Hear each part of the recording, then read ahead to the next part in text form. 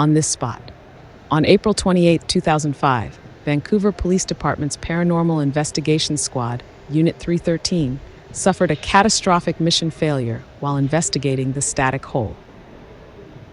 The static hole remains unexplained, but according to witnesses, produced an audio frequency described as dreamy and made you want to stick your head in it. I learned the touch of death. Permit me to demonstrate. Lisa, shut your eyes. Soon you will be at peace.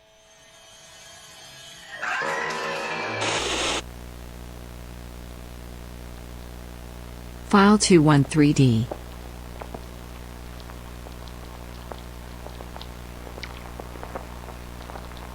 April 28, 2005.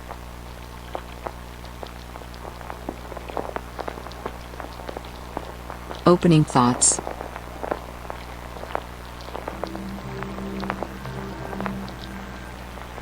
Sometimes when you gaze into the abyss gazes back. And then maybe sometimes the abyss extends a hand, reaching out to you. But the fingers are these slimy sorta tentacle things, like with suction cups. And when it grabs you, your whole arm starts to burn, like there's barbed talons within the suckers, and they're squirting some sort of paralyzing neurotoxin into your veins. What's out there, in the dark, between the stars? And what lurks beyond the stars? What lives outside this universe? The Pale Rider Fairies, also known as the Shida, are a proposed future society who use advanced technology to prey on past societies, cannibalizing their own history for resources, appearing as mythical creatures to take advantage of the prevailing superstitions of the previous eras.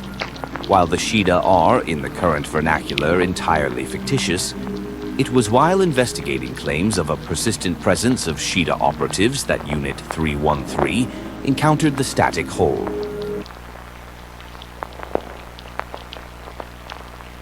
The static hole.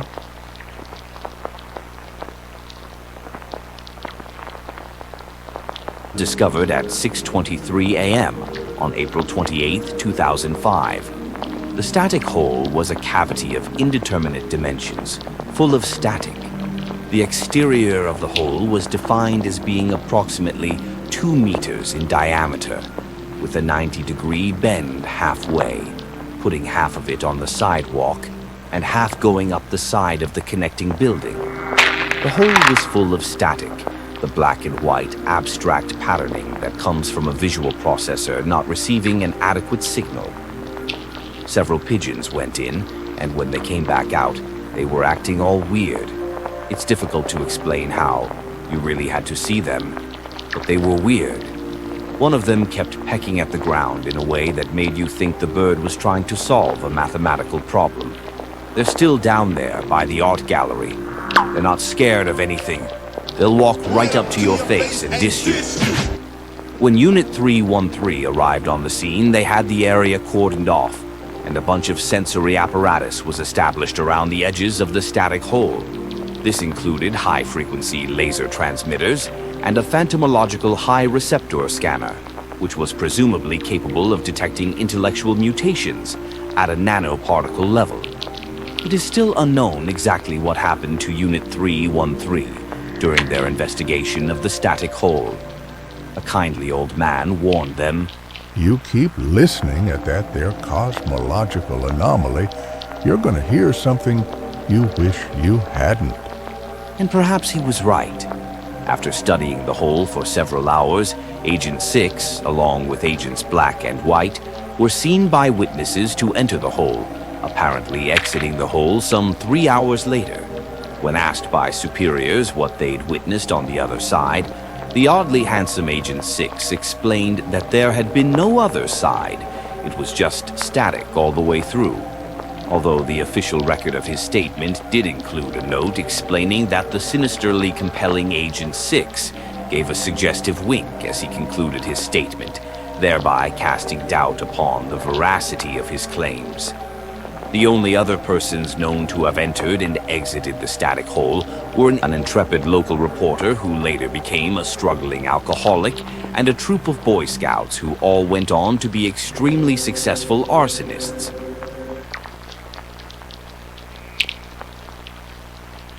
Ramifications.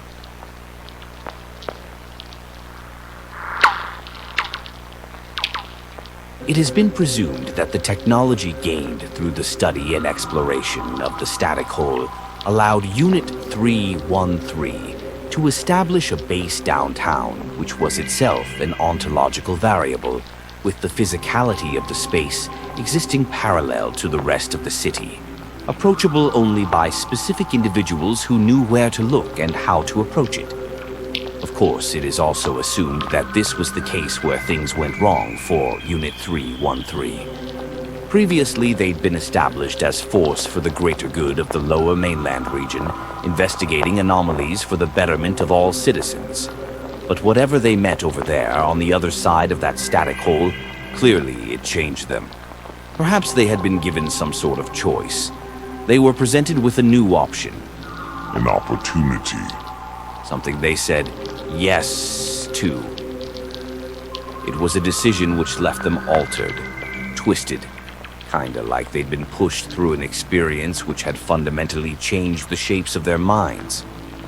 Through usage of the technology gained through studying the static hole, or perhaps gained through their arrangement with the unknown ultra-terrestrial entity, Unit 313 got a state-of-the-art hidden headquarters right in the center of downtown, and all it cost them was their souls.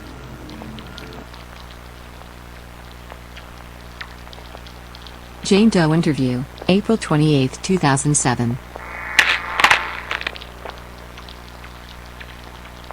An investigative journalist, Jane Doe, Fake name for security purposes. gave the following statement on the anniversary of their own encounter with, and emergence from, the static hole. Oh yeah, I went in there. I saw those weird Unit 313 goons going in, so of course, I had to see what was in there. And here's what I can tell you about what I learned. Those Unit 313 assholes, they're not working for us. As in us, the citizens of the city, they're working for themselves and whatever that thing is on the other side. It's been that way for years now. They claim they're policing the city, keeping us safe, even as they tighten a noose around our necks and use it to lead us around. We're not even slaves. We're food, fuel for this thing, their true master. Sorry, you'll have to forgive me. I've been drinking quite a lot. Imagine if the astronauts we sent to the moon came back with glowing red eyes, insisting that all future moon business would have to go through them. That's the scenario we're dealing with. They're double agents, working for the other side, for whatever that thing is, the thing on the other side. Yeah, I saw it. Him. That guy, or whatever it was.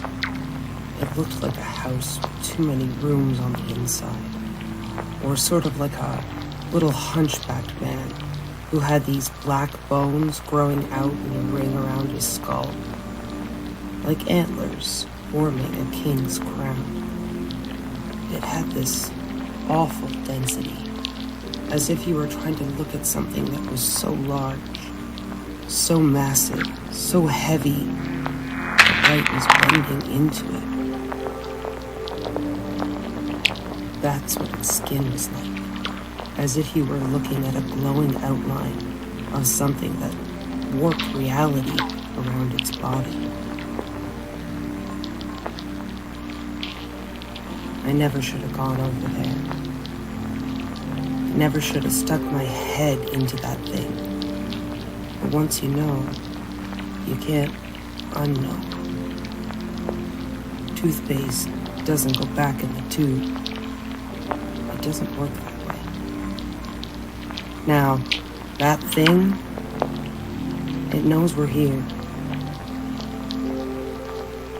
It knows where we are. It knows what we are, who we are, and is going to take advantage of all our little characteristic weaknesses that we think are so charming. It's going to use us against ourselves. It could be doing it right now, and we wouldn't even know. That's how insidiously it gets inside you. There's things that live within the space between this world and over there. Sometimes I can hear them moving through the phone lines like little bugs, insects, made of pure electricity. I had to stop using phones because I couldn't stop imagining those little legs crawling out of the phone speakers and into my head, crawling around inside my mind, laying little electric eggs and shitting little bug turds all over my thoughts.